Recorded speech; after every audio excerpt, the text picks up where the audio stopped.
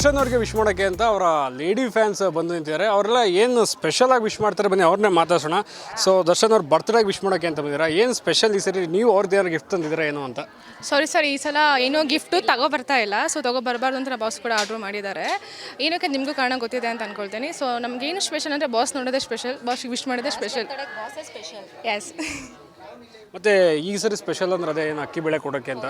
So ನೀವೆಲ್ಲ ಏನಾದ್ರು ತಂದಿದ್ರೆ ಏನು ಕೊಡ್ತಾ ಇದ್ದೀರಾ ಅವ್ರಿಗೆ ಅಂತ? ನಾವೆಲ್ಲ ನೆನ್ನೆನೇ ಕೊಟ್ಬಿಟ್ಟಿದ್ದೀವಿ. ನಮ್ಮ ಡಿ ಕಂಪ್ನಿ ಕಡೆಯಿಂದ ಆಲ್ರೆಡಿ ನೆನ್ನೆನೇ ಎಲ್ಲ ಕೊಟ್ಬಿಟ್ಟಿದ್ದಾರೆ.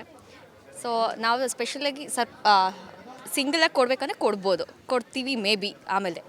ಓಕೆ, ಈ ವರ್ಷ ದರ್ಶನ್ ಅವ್ರದ್ದು 3 ಸಿನಿಮಾ ಅನೌನ್ಸ್ ಆಗ್ತಿದೆ ಅಂದರೆ ರಿಲೀಸ್ ಆಗ್ತಾ ಇದೆ. ಸೊ ಯಾವ ಸಿನಿಮಾ ನೋಡೋಕ್ಕೆ ಎಕ್ಸೈಟ್ ಆಗಿದ್ರೆ, ಯಾವುದು ಹೆಚ್ಚಿಗೆ ಇಷ್ಟ ಆಗ್ತಿದೆ, ಯಾಕೆ ಇಷ್ಟ ಆಗ್ತಿದೆ ಅಂತ? ಯಜಮಾನ, ವೇಟಿಂಗ್ ಫಾರ್ ಯಜಮಾನ. ಯಜಮಾನಲ್ಲಿ ಏನು ಇಷ್ಟ ಆಯಿತು? ಟ್ರೈಲರ್ ನೋಡಿದ್ರೆ, ಸಾಂಗ್ ನೋಡಿದ್ರೆ ಏನು ಇಷ್ಟ ಆಯಿತು ಅಂತ? ಓವರಾಲ್ ಎಲ್ಲ ಇಷ್ಟ ಆಗಿದೆ ಸರ್. ನಮ್ಮ ಕ್ಲಾಸು ಇದೆ, ಇದರಲ್ಲಿ ಮಾಸ್ ಕೂಡ ಇದೆ. ಅಂದರೆ ದರ್ಶನ್ ಯಾವ್ದಾದ್ರು ಅದೇ ಯಜಮಾನ ಸಿನಿಮಾ ಯಾವ್ದಾದ್ರು ಒಂದು ಡೈಲಾಗು ಸಾಂಗು ಏನಾದ್ರು ಹೇಳ್ಬೋದು, ಒಂದು ಲೈನು ಹೇಳ್ಬೋದಾ? ಸಾಂಗ್ ಹೇಳ್ಬೋದಮ್ಮ? ಸಾಂಗ್ ಯಾವ ಸಾಂಗ್? ಯಾರೇ ಬಂದರು ಎದುರ್ಯಾರೇ ನಿಂತರು ಪ್ರೀತಿ ಹಂಚುವ ಯಜಮಾನ,